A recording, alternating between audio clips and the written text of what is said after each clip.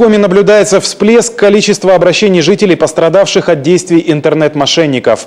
Только за месяц на удочку злоумышленников попались 15 граждан. Несмотря на неоднократные предупреждения стражей порядка и СМИ, люди все равно активно верят аферистам и отдают им последние сбережения.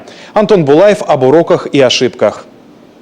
Сделайте предоплату, и мы вышлем вам товар. Чаще всего именно по такой схеме действуют интернет-мошенники. При этом аферисты зачастую производят впечатление добропорядочных продавцов, которым потенциальные покупатели полностью доверяют. Граждане, желая приобрести какой-либо товар, выходили посредством сети интернет на один из сайтов и находили объявление о продаже того или иного товара. После этого в тексте был указан телефон, граждане звонили на телефон и с так называемым продавцом обговаривали сделку купли-продажи. После этого так называемый продавец требовал передачи денежных средств на банковскую карту. Граждане, не подозревая об обмане, переводили деньги. На удочку мошенников попался и житель Сыктывкара Артем. Через интернет он нашел машину. Молодого человека привлекли престижная марка, красивый цвет, богатая комплектация. А главная цена, она была в 2 раза ниже средней рыночной. Зашел в интернет, увидел автомобиль по выгодной цене, позвонил по номеру телефона, молодой человек взял трубку, сказал, чтобы забронировать этот автомобиль, внеси предоплату, вот тебе номер счета. Меня заинтересовало, я закинул предоплату. Как правило, мошенники привлекают своих жертв именно выгодными предложениями.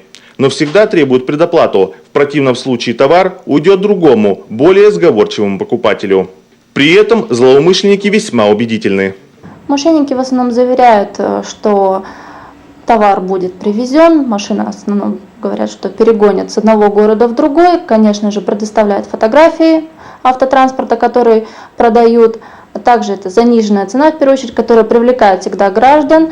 И бывает, присылают фотографии паспортов, чтобы было больше доверия, но эти фотографии очень нечеткие, и в результате сложно разглядеть данные человека, который прислал свой паспорт. По словам полицейских, единственное оружие против мошенников – осторожность. Заказанный товар нужно оплачивать только наложенным платежом при получении. Обязательно осматривать его в отделении почтовой связи. В остальных случаях любая предоплата заказанного товара будет только на вашей ответственности.